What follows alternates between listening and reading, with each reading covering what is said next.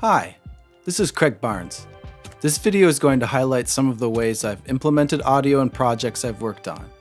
First up is a few examples of the Fmod implementation from a PC puzzle game called Silicon Zeros.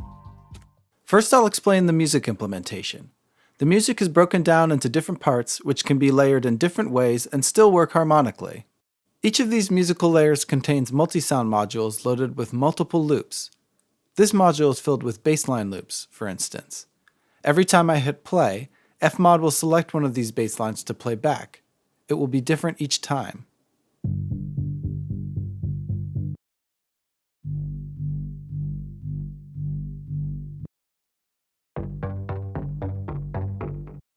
I've done this with multiple instruments, so that when I press play on the entire track, I will hear a unique combination of musical parts.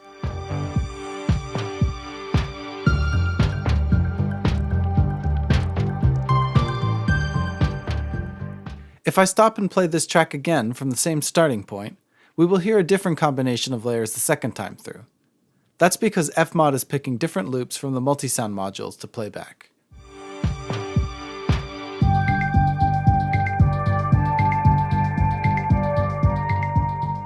There is also an extra layer of music that is added if the player enters the game's test mode. In Fmod, I demonstrate this by turning the test mode variable to 1.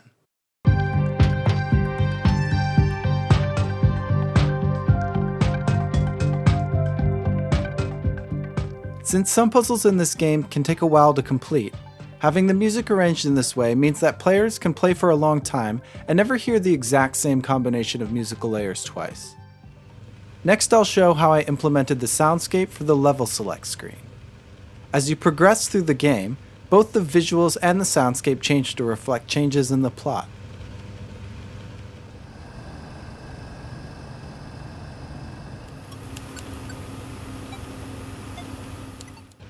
Here are the ambience layers in Fmod.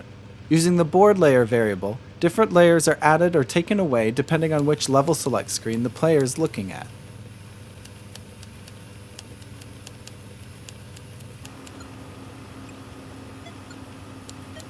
The beeping in board 5 is controlled by a scatterer sound that plays back one beep randomly pitch shifted at random intervals.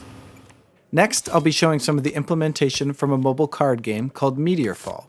During battle in Meteorfall, it's possible to play numerous attack cards in quick succession. I used Fmod to give variety to the attack sound. Here it is in game.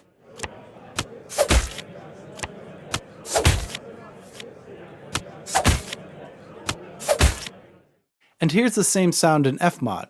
The sound is made up of 5 different layers, each with its own multi-sound module containing multiple variations, similar to how I handled the music in Silicon Zeros. Here's a few layers soloed.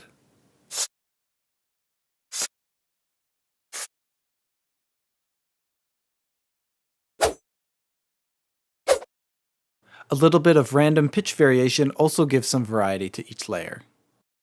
Put all these layers together and you have countless variations for just one action in the game. I used the same process for other sounds in the game. Here's an ice spell.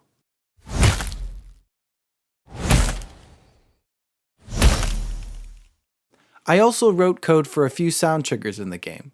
For instance, when you reach the bottom of your deck, you hear this reshuffling sound. Since the player can have any number of cards in their deck, the length of this animation is variable. In this instance, I wrote code to tell the reshuffling sound to stop looping. The function named startSlowlyAddDiscardToDeck triggers the reshuffling animation. Here I create an instance of the Fmod event that will play the reshuffling sound. It will loop while the player's discarded cards are being added back into their deck, which happens during the code marked for each ability card and discard cards. Once the reshuffling animation is done, the looping sound is stopped using Stop Mode Immediate. The top card of the deck is flipped over, and that sound is triggered by the Play One Shot line. Here's the animation again in game. Those were just a few implementation techniques I've used in my projects. Thanks for watching.